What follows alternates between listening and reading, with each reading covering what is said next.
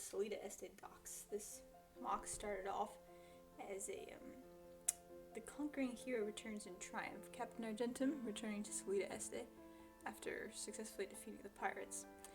I love trans light blue for water, it's my go-to color, but you may notice that I'm using a lot of handless and armless minifigure torsos here. That was the seed part for the Ironforge challenge. Oh, there's Captain Argentum. Speaking of seed part, there I tried to make a fish, but it didn't look much like a fish, so I got rid of it. Here I borrowed a whole bunch of those translite blue tiles from my brother to finish it off. Another go-to technique of mine is this loose cobblestone technique. It's very repetitive. Did I say it was very repetitive? I'm not looking forward to the disassembly of all these round cones. It's a very handy technique because it looks quite organic and adapts very easily to the size of whatever your road looks like.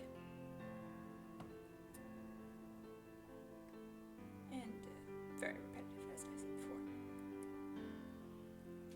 So once we had that going, I added these flags, which was actually my initial torso use, and then I started off with another use on this half timber style house.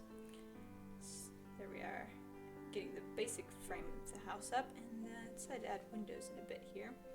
Temporary color, changed to brown later. After all that, I decided I didn't like the house right there.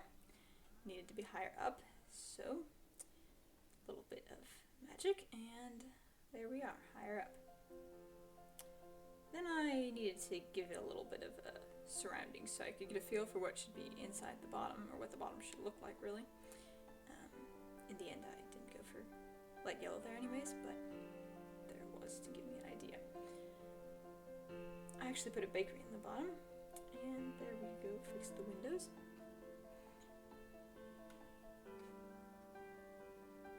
Decided to build a door on the other side with the stairs leading up to it and a nice vine. I always enjoy getting a vine in whenever I have a chance.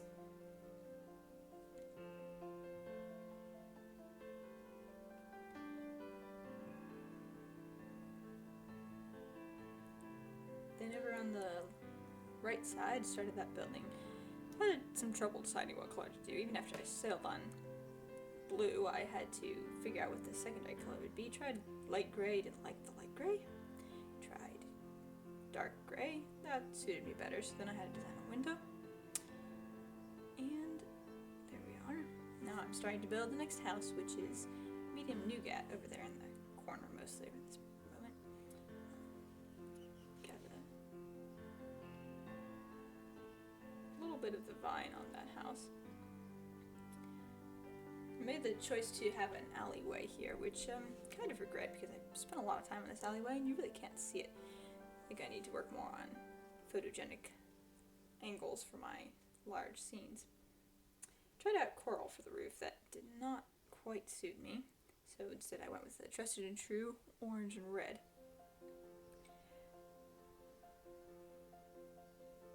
Here's the back side for a second.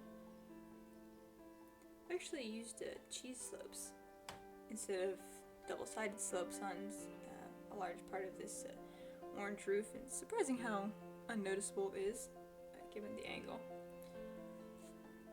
Then for the next house I decided on light yellow, one of my favorite colors, and I spent way too long on this alleyway window here. You may see that at some point you'll probably notice the cheese slopes falling out and me putting them back in. There they are. And they fell out again, and I put them back in again, I don't know how many times.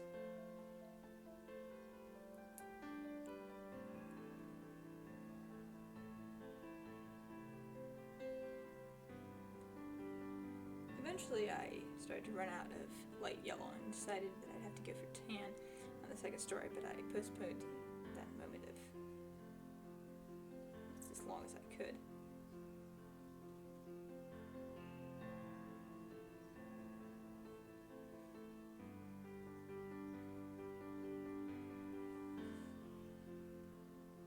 Here we are working on the roof here and trying out some weird things and taking them away again.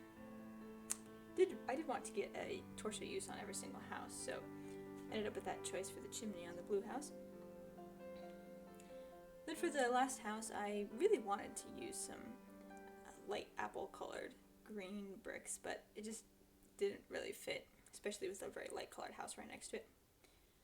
So the next thing was the torso arch, which is my torso used for this house. Well, one of them actually. The roof ended up being torsos too.